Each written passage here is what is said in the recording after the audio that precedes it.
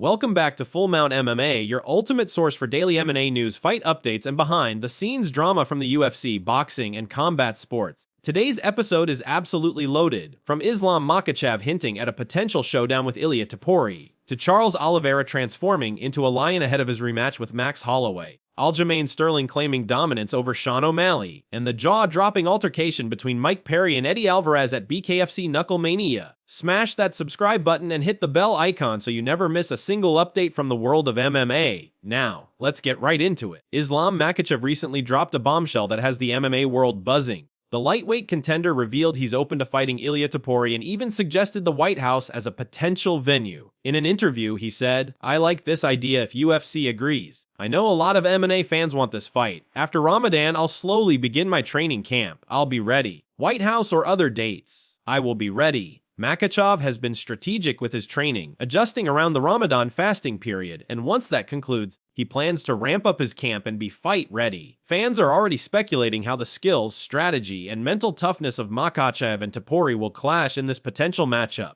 There's a lot of anticipation surrounding whether this fight will happen immediately or if Makhachev will continue building toward a bigger title opportunity. Either way, this news has reignited excitement in the lightweight division. Meanwhile, Charles Oliveira is preparing for a huge rematch against Max Holloway at UFC 326, and he's calling himself a lion. Fans will remember their first fight in 2015, which ended with Holloway winning via first-round TKO due to Oliveira suffering an injury. Oliveira insists that the fighter stepping into the octagon this time is unrecognizable compared to his younger self. On his YouTube channel, he said, "From that fight to this one, I've evolved so much. Back then, I entered with an injury. Today, I'm a completely different fighter. I'm no longer just Charles of Jiu-Jitsu. I'm Charles of MMA. I am a lion among lions. This is a completely different fight." Oliveira's transformation has been remarkable. Not only has he become the BMF champion, but his skills across striking, grappling, and MMA strategy have evolved dramatically. Fans are hyped to witness a new, more ferocious Oliveira, confident, powerful, and ready to dominate Holloway this time around, even in defeat. Aljamain Sterling is not holding back. After losing to Sean O'Malley by TKO in the second round, Sterling claimed he would win 9 out of 10 times if they fought again. He explained,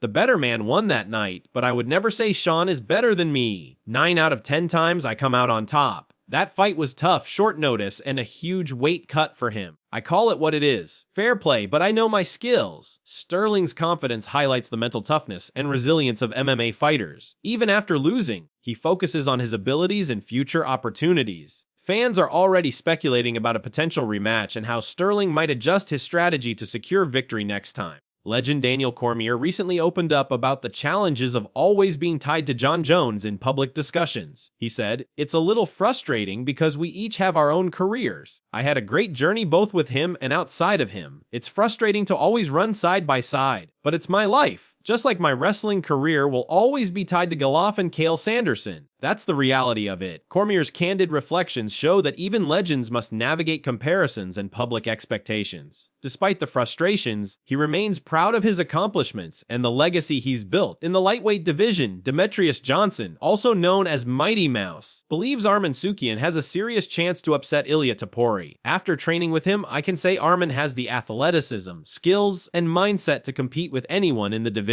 He should have had a title shot, but circumstances delayed it. Still, in my opinion, Arman has the best chance to beat Ilia," Johnson explained. This prediction adds intrigue to the lightweight title picture, with fans debating who deserves the next big fight. Johnson's insight emphasizes the importance of skill, strategy, and mental readiness in MMA. One of the most talked about stories involves Eddie Alvarez and Mike Perry at BKFC Knucklemania. The two were involved in a physical altercation that escalated quickly. Alvarez's father shared shocking details. "Mike was wasted and aggressive. He put me in a terrible spot as a father. My friend and my son's friend stepped in, and some punches were thrown. Nobody got seriously hurt, but it escalated fast." Mike Perry sent a disappearing video afterward apologizing, but this situation should never have gone public. Perry responded on X, calling Alvarez a liar and claiming his version of events is accurate. Fans erupted online, picking sides and debating who was truly at fault. The incident has sparked discussions about athlete behavior outside the cage, responsibility, and accountability in combat sports. Dustin Poirier is back in training at American Top Team, hinting at a possible trilogy fight with Justin Gaethje. Poirier posted, "DP in the house, Diamond forever. Let's go." Fans are excited to see him back in action, especially with the potential for another high-stakes fight in the lightweight division. His return adds another layer of drama to the ever-competitive rankings. Over the weekend, Shakur Stevenson and Terence Crawford made comments suggesting UFC could never surpass boxing. Joaquin Buckley fired back, saying he could kill them if he saw them in the streets. Crawford responded on X, "Who's even fighting in the streets anymore? I'm old and retired. Come on, I'm scary." Buckley then called for a controlled fight. "We ain't doing this in the streets. Let's get in the ring and spar. The world would love it." The MMA vs boxing rivalry is heating up, and fans are imagining a potential crossover showdown. After an 8-3 record in the UFC, Jailton Almeida has been released. His last fight ended in a unanimous decision loss to Rizvan Kunv at UFC Vegas 113, which he took on short notice. Almeida had been planning to move down to light heavyweight, but the UFC decided to part ways. Fans are debating whether this was a fair decision, and many are speculating where Almeida might land next. Khamzat Chimaev is back in action, training at Jackson Gym alongside Khalil Rountree. His intense training sessions continue to impress fans, leaving everyone excited to see his next performance in the UFC. Finally, Nate Diaz confirmed his UFC return on X. "I've got unfinished business. I plan on taking what's mine.